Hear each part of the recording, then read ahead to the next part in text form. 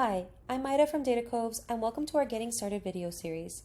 In this video, we'll be covering the powerful Snowflake extension for VS Code, a tool that optimizes your workflow by allowing you to manage your Snowflake database within VS Code.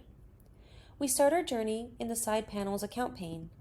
Because your credentials have been pre-populated for you, all you need to do is select Sign In. This should auto-populate your Object Explorer pane, where we can then drill into our databases and explore our schemas and the views and tables within those schemas. For example, by clicking on the country populations view, this will automatically open the Snowflake Object Details pane, so I can easily view the columns, the data types, and the comments. Additionally, I can view the SQL that was used to create this view, as well as a preview of the data.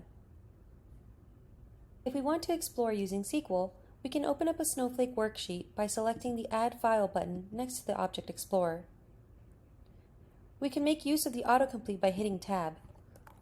I'll begin selecting everything from the Balboa database, the L1 country data schema, and the country populations view, and limit this to 5.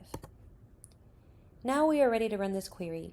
This can be done by clicking the play button in the top right-hand corner, or making use of the Command-Enter shortcut on the keyboard. This shortcut is helpful when you have multiple statements. By highlighting the statement and selecting Command-Enter, we can run individual statements even though they are on the same page.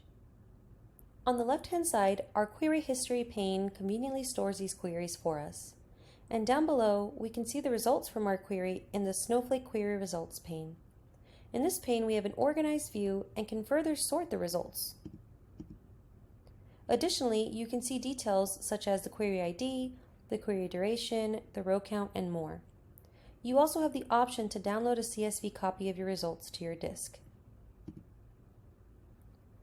At the bottom of our editor, we can view our current session information. This section displays your current role, database, schema, and active warehouse, and allows you to make changes to each. That concludes our quick overview of the Snowflake extension for VS Code. Thank you for watching, and for more information, please refer to the Snowflake extension documentation.